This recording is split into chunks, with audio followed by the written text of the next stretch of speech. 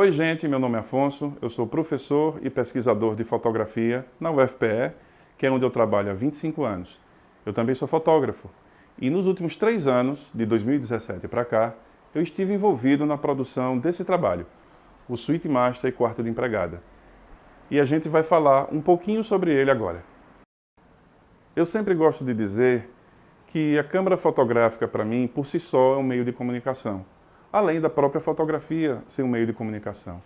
Então, quando você está trabalhando, sempre é uma oportunidade, em função do que você está fazendo, de ter uma conversa, de ter uma troca de ideia, de ter uma curiosidade, um interesse, que suscitam questões.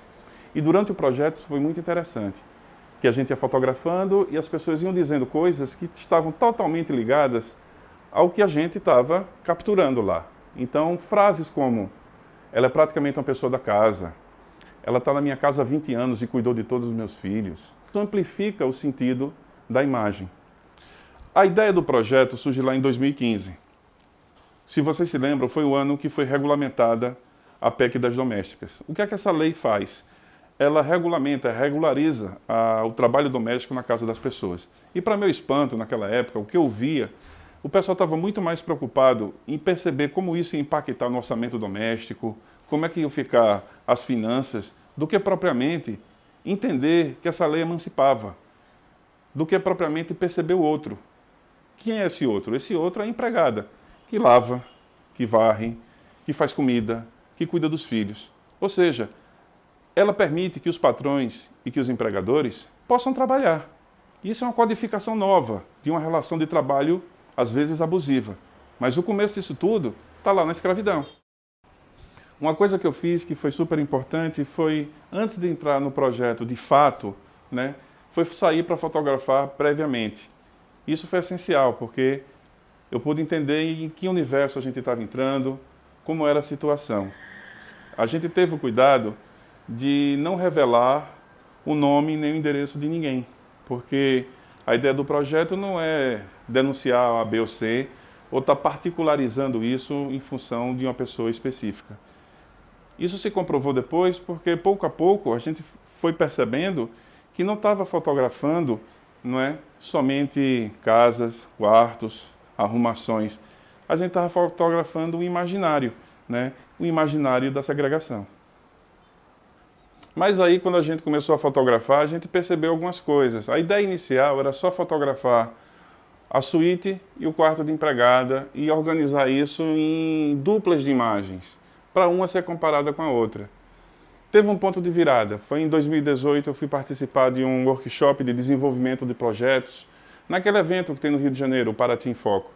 E eu fiz uma oficina com um curador da revista Gup, chamado Eric Vrons. E era um trabalho muito interessante, porque nós mostrávamos os resultados para eles e a gente tinha que escrever sobre aquilo. Ou seja, a ideia do projeto tinha que ser clara para nós mesmos.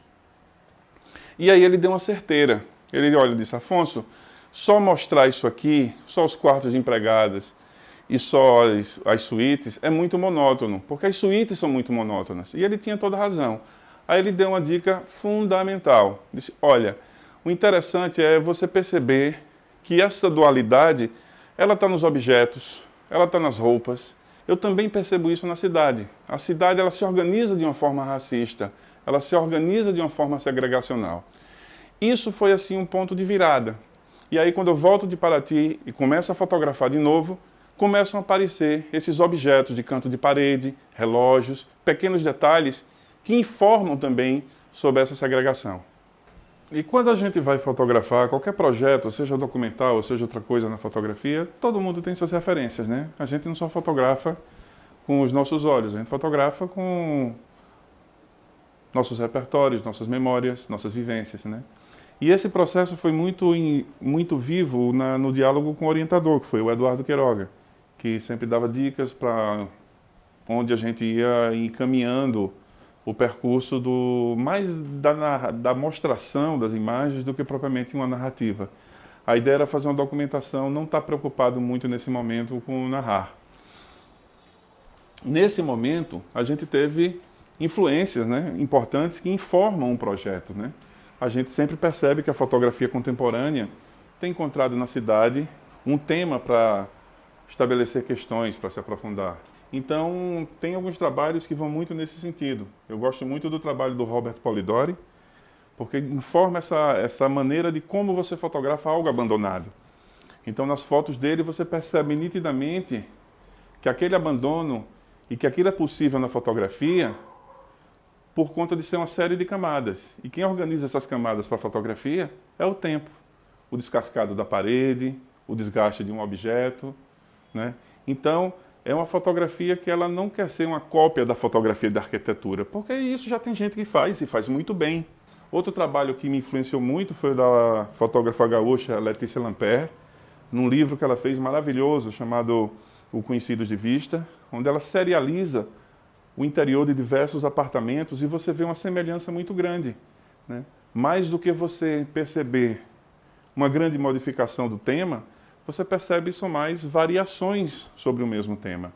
O mesmo a gente percebe no trabalho do Júlio Bittencourt, é um trabalho mais antigo, numa janela do edifício Prestes Maia, onde o mesmo problema da precariedade da habitação, através da serialização, você tem a ideia que isso é uma realidade muito mais ampla, muito mais problemática.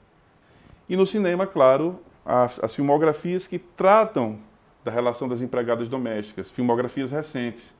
O filme do Gabriel Mascaro, Domésticas, da Ana Mulaerte, o Que Horas Ela Volta, e o do Kleber Mendonça, tanto no Eletrodoméstica como no Som ao Redor. Todo esse universo, ele dialoga com o que eu fiz. E eu não tenho nenhum interesse de esconder ou achar que não fui influenciado ou que o trabalho não dialoga com essas referências. É importante dizer, reforçar que esse trabalho foi financiado pelo Funcultura como uma pesquisa de linguagem visual em fotografia. E justamente por isso nós tivemos a preocupação de disponibilizar todo esse material online e de maneira pública. É uma forma de devolver para a sociedade um pouco do nosso resultado. E a pesquisa ela não gerou apenas imagens, fotografias. Ela gerou textos, relatório técnico, onde a gente descreve mais operacionalmente como foi feito o trabalho. Tem um memorial, que é mais voltado para a questão do processo criativo, que um pouco foi o que a gente falou aqui, de uma maneira resumida nesse vídeo. É importante também dizer que o projeto ele não acaba, né? O que a gente está fechando aqui é um ciclo, foi um ciclo de 5 anos com isso na cabeça e 3 anos fotografando, o último ano editando todo esse material. A partir daí a gente vai pensar em produtos, talvez um livro, mas a presença dele em exposições, em congressos, em encontros de fotografia, que não é uma forma apenas para dar visibilidade ao projeto, mas uma forma de ampliar a coisa mais importante dele, que é essa discussão sobre os processos que a gente tem sobre a questão da segregação social. Então, pessoal, eu fico muito feliz de poder apresentar esse trabalho para vocês. Eu peço que vocês deem uma olhada no site, se liguem um pouco nas redes sociais, para irem acompanhando o que é que vai acontecer daqui para frente, tá? Mas antes de acabar, eu queria agradecer primeiro ao Funcultura pelo financiamento e as pessoas que estiveram envolvidas, né? Eduardo Queiroga, que me ajudou muito na curadoria, aos moradores das casas, que abriram suas casas, entenderam a proposta do projeto, as minhas assistentes de trabalho, né? A Proa Cultural, que me deu uma força na condução dessa ideia, a Ponte Comunicação e, depois disso tudo, o que eu espero é ter traduzido um pouco do impacto que isso causou em mim durante o desenvolvimento do trabalho. Às vezes tristeza, às vezes revolta, mas sempre perplexidade, sempre pelo que eu vivenciei durante esse projeto, né? E a ideia permanece a mesma, que essas imagens possam problematizar e expandir e mobilizar o debate sobre essa chaga eterna na identidade brasileira, que é a escravidão e seus desdobramentos. Obrigado.